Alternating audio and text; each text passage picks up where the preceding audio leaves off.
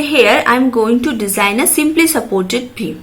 Okay, so this is a beam and load at center it is acting, and we can calculate the bending moment. So what will be the bending moment of this simply supported beam? So what are the reaction? The reaction, suppose R1 and R2. So it will be equals reaction because load is acting at the center. So this will be P by 2 and this will also be P by 2. And you will have the bending moment at center, the maximum bending moment at the center, and it will be P by 2 into this distance is L by 2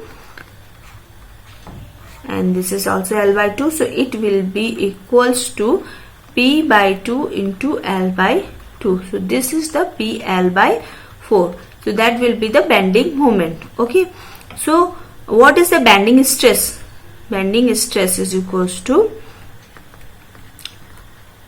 bending moment divided by section modulus.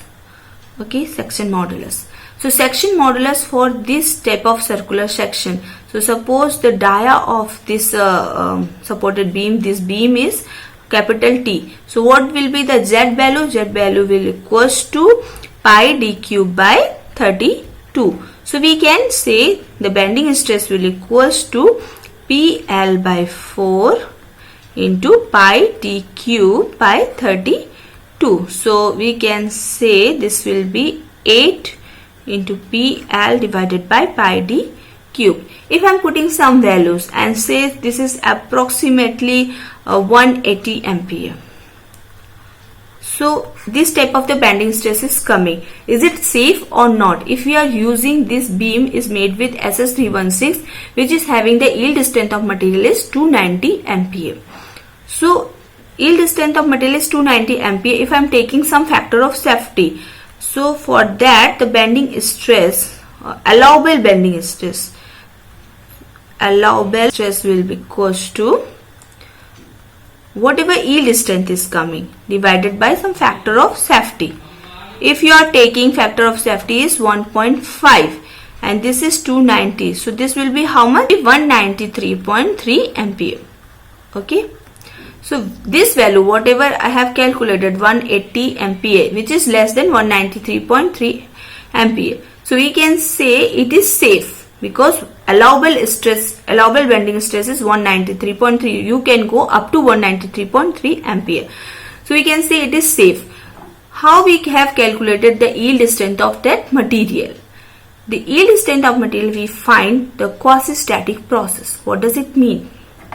So we are doing the experiment on UTM machine, that is called universal tensile machine, in which we will keep the specimen and the strain rate is very slow, that is 10 to the power minus 4 to 1 per second. That much slow is strain rate.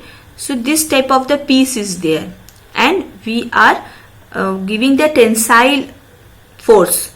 So we are stretching it from up and down both sides and very slowly we are stretching it.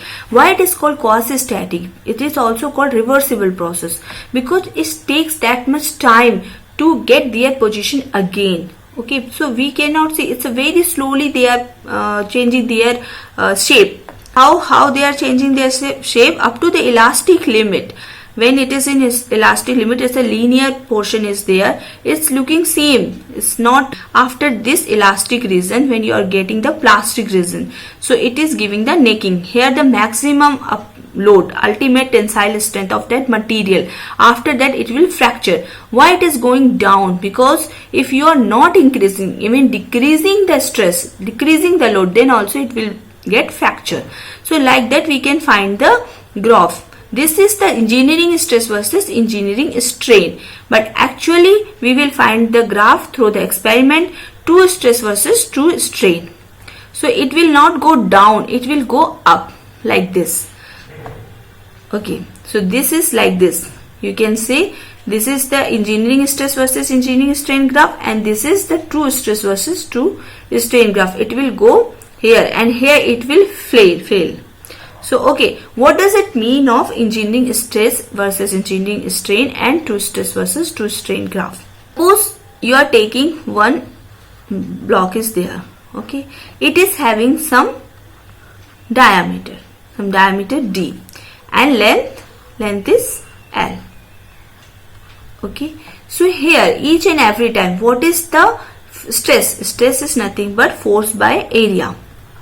So you are always giving some delta F load, and in engineering stress you are always keeping area original area. That area is original area for the engineering stress, giving the force upon area, the delta F upon original area.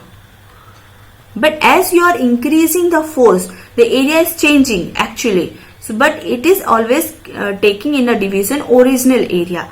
But in true stress, the area at that instant. So this area is keep on decreasing or increasing, whatever, that depends on the load. So accordingly, whatever force is changing, accordingly this area is also changing. So that value we are taking. So at that position, this position area is keep on decreasing. So this value always increasing. But here you are keeping the area constant. It's going down. So that's why in this region it's going down. But in a true stress to strain graph, it is going up. So this is the difference between the engineering stress versus true stress values. So I have designed the beam when the strain rate is very low. I mean it is a static condition where when we are simply putting the load at center. So this is the simply supported beam when a static condition. But if this load is coming from very high speed, it's an impact type of load, then we cannot use this universal testing machine because the strain rate is very low. If you are impacting something, that time strain rate is very high. So this type of situation, when strain rate is very high, then how can you find the strain stress graph? Just you have find the strain stress versus strain graph by using universal testing machine. So if a high strain rate, then how can you find? Because it is going strain rate from 10 to the power minus 4 to 1 per second. For finding the high strain rate, you can go this type of the testing machine: Charpy impact test, Izod impact test, drop weight tower machine, split Hopkinson bar, and so many other machines also there. Here for the Charpy impact test and Izod impact test, you can find the stress strain graph for the strain rate up to 103 per second, and for drop weight also similarly 1 to 10 to the power 2, it means 100 per second. And for split Hopkinson bar, you can go little higher. You can go for 10 to the power 2 to 10 to the power 4 per second. So up to that much strain rate level, you can find this true stress versus strain graph.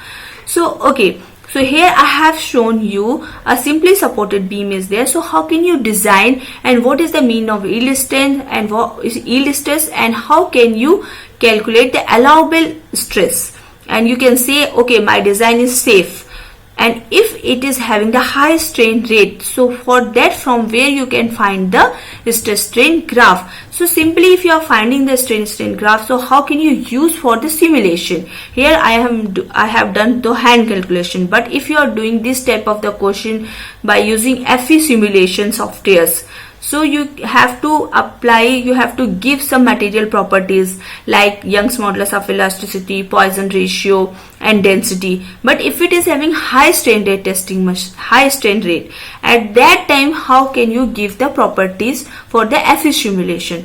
So for that we are using generally JC parameters.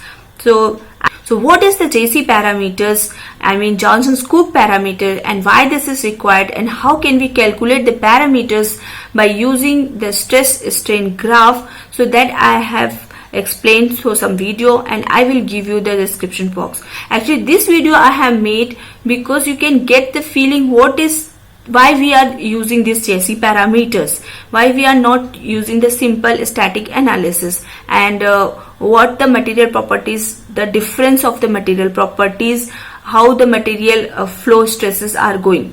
So okay, if this video will be helpful for you, so please like and subscribe. If any doubts, so please comment on the comment box, and thank you very much.